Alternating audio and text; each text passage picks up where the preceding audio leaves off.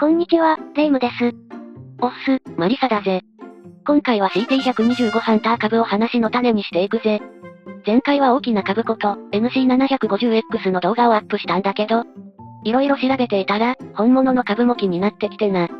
なので、2020年に発売された CT125 ハンター株で、株式の世界をかじってみることにした。ついに、禁断の世界の扉を開こうとしているのですね。でもいいなぁ、私もいつかは株主になりたいなぁ。と思っている方。今はまだ気になってない方。そんな方々にお届けします。では、ゆっくりしていってね。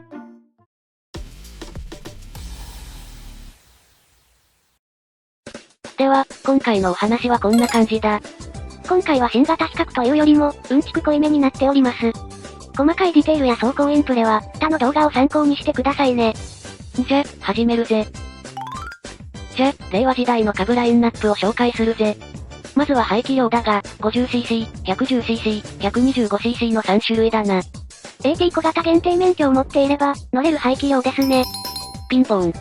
この免許は2日で取れるって話だけど、これは普通免許所持で、指定教習所で受講って条件があるからな。注意してくれよな。で、モデルは3種類ある。スーパー株、クロス株、ハンター株、ですね。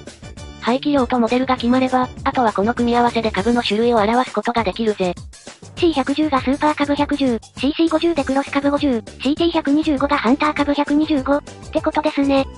ホンダらしさとはスーパー株だというキャッチコピーができるぐらいなので、色々な種類の株がありそうで、二の足を踏んでいたんですが、そんなことないぜ。簡単だろ？過去モデルの話になると、パナソニックの自転車並みにややこしくなるけどな。じゃ、各モデルのうんちくを少しだけ。スーパー株は世界で最も売れているバイクで、1958年8月に発売開始して、2017年10月に全世界累計生産1億台に達したんだぜ。で、2018年には誕生60周年を迎えたんだぜ。それはすごい台数なんですか？おう。それじゃ、トヨタのカローラって知ってるか？知ってますとも。豆腐屋のパンダトレノですよね。カローラは1966年に初代モデルが発売されて以来、33年の間、国内年間販売台数ナンバーワンだったんだぜ。そんなカローラの累計生産台数ってどれぐらいだと思う？株は安いし手軽だから、それに比べれば少ないよね。じゃ、8000万台ぐらいかな？答えはあらま。2019年の情報では4750万台だな。もうすぐ5000万台らしいぜ。株はその2倍。そういえば、畑に止まってるバイクは大抵株のような気も。あのグリーンがまた畑に似合うんだよな。当たり前すぎて気づいてませんでした。じゃ、それぞれのモデルを簡単に説明するぜ。スーパー株は、本田宗一郎氏がホンダ社長だった頃から、ずっと生産、販売され続けている長寿なモデルだ。カローラは時代に合わせて形を変えてるけど、株は60年前から、ほぼ形は変わってない。それもすごいですね。ハンター株は、アメリカ生まれ、アメリカ育ちの株だ。ホンダが二輪車でアメリカ進出した際、アウトドア用のモビリティバイクとして生まれ変わった姿だ。小学校の時に優しかったお兄さんが、中学校に上がったら別人になってた、って感じの株ですね。国内使用は、一旦1983年に生産終了となったが、2020年に復活したぜ。それじゃ、クロス株は？ 2013年にスーパー株のモデルチェンジに合わせて登場したモデルな。生産終了していたハンター株の実質的な後継者種だ。CT125 ハンター株が復活しても、生産され続けているモデルだな。兄さんがくれた赤い MA1 は着こなせなかったけど、黄色のパンツぐらいは履けるようになったよ、って感じの株ですね。さっきから何言ってんだ？クロス株には特別仕様車のくまモンバージョンがあるぜ。デザインやカラーにくまモンをフィーチャーしたモデルだ。なぜくまモンとコラボってるか知ってる？簡単ですよ。くまモンの地元が熊本だからでしょ。それ、ホンダと関係ないがな。熊本製作所は、ホンダの二輪代表選手を生産している工場なんだ。そのつながりで、くまモンモデルが企画されたんだな。ふむふむ。他には、株は英語で猛獣熊などの子供だから、という説もある。お値段についてのお話はないんですか？おっと、忘れてた。一番高い株はハンター株だな。税込み44万4000円だ。で、一番安いのが末っ子のスーパー株50で23万6500円だ。モデルによって価格に差があるけど、燃費はどの株を選んでもリッター60キロ台だ。なので、何を選んでも価格相応の活躍をしてくれるぜ。何の問題も心配もないぜ。とりあえず、最低限の説明はできたかな。こんなに経済的で実用的なバイクが、60年前から製造され続けてるなんて。本田宗一郎氏もびっくりでしょうね。株はホンダの歴史を語るのにもってこいのネタだ。ホンダの歴史を知れば、株の話はもっと楽しいぞ。気になってきたのかな？です。それじゃ。株の特設サイトのリンクを概要欄に貼っておくから、一度覗いてみてくれよな。あら、語ってくれないんですね。だって株持ってないし、株主になったら、大いに語らせてもらおうと思う。お次は、ボディの赤はリーダーの証、ハンター株とクロス株を比べていくぜ。あれ、スーパー株との比較じゃないんですね。スーパー株のスタイルは唯一無二。スーパー株とハンター株とで悩むことは少ないと思うので、その比較はまたにしようかなと。今回は、見た目は似てるが中身は違う。ハンター株とクロス株を比較するぜ。はいな。では、バイクの本体価格だ。10万円の価格差ですね。価格の違いは装備の違いだな。ブレーキは CT がディスク、CC がドラム。CT はフロント ABS、CC は ABS なし。CT はアンダーガード付き、CC はなし。CT はメーターが液晶、CC は指針式メーター。ってところだな。正直なところ、どちらを選んでよいのやら。この2台のどちらかを選ぶなら価格なんて気にせず、E リングで選ぶべきだ。CT と CC の比較動画作ってる人が、何言ってるんですか？だってさ、燃費が良くてさ、めっちゃ丈夫でさ、価格帯も広くて選びやすい。これだけ条件が揃っていたら、あとはフィーリングで選ぶしかないじゃないか。まあ、そうですが。でも、10万円って金額だけ見れば、差は大きいですよね。10万あればバイク用品が一式買えますし、キャンプ用品も一式揃えられますし。なんかこれってのはないんですか？なうやつなら CT、ハイカラなら CC。昭和言葉でごまかさないでください。許してちょんまげ。あえて言うなら、小排気量への乗り換えや増車を検討してるなら CT だな。なんで？排気量ダウンしたバイクに初めて乗るときは、馬力のなさに衝撃を受けるからな。少しでも元気よく走りたい、って思うなら CT だな。でもやっぱり、株は価格で選ぶバイクじゃないと思うな。考えるな、感じるんだ。お次は燃費だ。排気量が大きい CT の方が、カタログ燃費は良いんですね。それにしても、どの株も燃費が60キロ台ってのがすごいですね。ヤングマシン調べの実年燃費ランキングでは、1位はスーパー株50で 69.4 キロだ。CT や CC も僅差でランクインしてる。チャンネルの視聴者さんからも、60キロ台は普通に出る、とコメントいただきました。松原さん、あざーす。だからもう、燃費なんて気にしなくて OK だ。株はフィーリングで選べば大丈夫い。また言ってる。航続距離は、CT はタンク容量が 5.3 リットルで 356.2 キロ、CC はタンクが 4.3 リットルで286キロだ。ちなみにホンダは、この少燃費エンジンを活かしたレースを毎年開催しているんですよね。ホンダの4ストロークエンジンを使用して燃費を競うレース、ホンダエコマイレッジチャレンジのことだな。2019年の二輪車部門優勝記録は、なんとリッター 345.386 キロだ。鬼燃費。もちろんそのままでは公道は走れない燃費スペシャル状態で、平均時速も20キロ台だけどな。こうしたレースで株がよく使われるのも、ベース車種の燃費が良い証拠ですね。もう、燃費を気にすることはないチンゲールだ。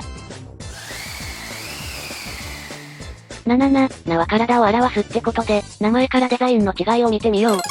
まず株って言葉だが、猛獣、熊などの子供という意味だ。少ない排気量でパワーがある、ってことをアピールしたって話だ。じゃ、CT って何の役なの？株トレイルの役だな。ホンダが二輪車でアメリカ進出した時のラインナップは、当時の主力モデルだったドリーム305、ベンリー125、ホンダ50だ。しかし、アメリカ人の好みは900とか 1200cc の大型車で、初年度は170台しか売れなかった、という話だ。普通に考えれば、そうなりますよね。でも意外や好評だったのが、小さくて廉価なスーパー株 C100 だった。それまた不思議ですね。なぜでしょうか？小さくて廉価で、誰もが手軽に乗れる二輪というのが市場の隙間にはまったわけだ。玩具的な感覚がアメリカ人に受けた、ってことですね。アメリカホンダはここに目をつけたんだ。スーパー株を釣りやハンティングなどの趣味モビリティ向けとして再定義して販売した。これが CUB とライルこと、CT ってわけだ。この CT のデザインを引き継いだのが、CT125 ハンター株だな。見た目の特徴は、エンジンをダメージから守るスキットガードの装備。シュノーケルの機能を持たせた空気取り入り口。排気不良でのエンストや、マフラーからの出火時に被害を低減するアップマフラーだな。じゃ、CC は？クロス CUB だ。クロスオーバーな株、だな。CC は2012年に生産終了になった CT110 の後継って位置づけだ。スーパー株よりな初代 CC、ハンター株よりな2代目 CC、これも選びがたいです。外装の違いは、ハンター株と同じく風防がないことと、ヘッドライト周りのデザインが特徴的だな。あと、カラバリがおしゃれですね。カムフラージュグリーンは渋くてかっこいいです。CT は C125 がベースだ。C125 との大きな違いは、一般的なバイクと同じ形式のトップブリッジを採用してることだ。なので、CC よりフロント周りの合成がアップしてる。タイヤもセミブロックタイヤだから、多少ラフな路面でも安心感アップだ。前後ディスクブレーキで、フロント ABS 付き。トーカルイはフル LED 化されている。エアクリの吸気ダクトは、シート付近まで延長されたハイリフト仕様だ。アクセサリーソケットはオプションだけどな。そういえばヤングマシンで、CT125 で川の中を走る企画がありましたね。川を渡るというか、水没してるやつだな。子供の頃、近くの川辺を自転車で走って遊んでたな。それと同じノリだな。楽しそう。シート下まで水に浸って川を渡ることはまずないにしろ、いざとなれば走れるってことは分かったぜ。CC は C110 がベースだ。でっかいリアフェンダーは健在だな。小ぶりになったフロント LED ライトにはライトガードが装備されて、ちょっとした荷物置きとしても活用できる。ブレーキはドラム式だし、マフラーやエアクリーチは通常1なので、水にはあまり強くなさそうだ。川渡りが性能のベンチマークになってますね。CT との違いは、より軽く、シート高も低く、排気量が低い分エンジンは高回転だ。あと、気になる違いはこんな感じだ。ベースは同じ株ですが、色々と違いがあるんですね。ま、カスタマイズパーツが豊富だから、後からどうとでもなるけどな。CT の発売時はすごい人気で、半年待ちって話でしたね。最近はどうなんですか？さっきグーバイクで調べたら、新車も中古もリストには出てくるが、海外生産の CT125 や C125 は、輸送遅延が発生しているらしく、納期が未定になっている人もいるらしいな。同じく海外生産の CRF250 を契約した方も、輸送遅延で納車日未定ってコメントをいただきましたよ。25からのバイオリン CH3、アザース。CC は熊本生産だから、普通に店頭で見かけるな。店頭在庫を見かけたら、どちらも速攻ゲットだぜ。今回のお話はこんなところだな。で、どの株に乗りたいか決まった？どの株も個性的なスタイルでとびきりの性能だから、本当に悩みます。買うまでも悩むけど、買ってからも悩むかも。なんで？バイクで走り出すと、使い勝手が良くなるパーツが気になるだろ？うん。で、バイクに満足すると、次はコーヒーとか作り始めるだろ？うん。じゃ、次はキャンプもしてみたくなるだろ？うん。こうやってアウトドアにはまっていくんですね。でも大丈夫だ。株なら多少の沼にはまっても気にならないぜ。何せ丈夫で安くて経済的だからな。と、自分に言い聞かせる。株に乗って、日常から少し距離を置いて、新しい何かを始めようぜ。長い人生、気分転換は必要だ。主はいつでも気分転換中だけどな。今回の動画は以上になります。お次はエンディングだぜ。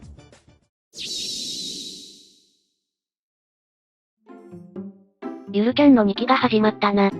色々と話題になってましたね。劇中では、ホンダのエイプっぽい新バイクも出てきてたな。ゆるキャンでバイクといえば、シマリンが乗ってるヤマハの B のですが、こちらも2021年型が発表になってましたよ。この B の、実はホンダの OEM 供給だけどな。知ってますとも。だからエイプが出てきたんですよね。じゃ、大垣千秋やなでしこは、岐阜つながりで川崎かな？りんちゃんの祖父はトライアンフですよね。鈴木は、ちょっと無理やりだが犬山さんで。なんで？それは皆さんのご想像にお任せする。では、今回はこの辺で。それでは、See you!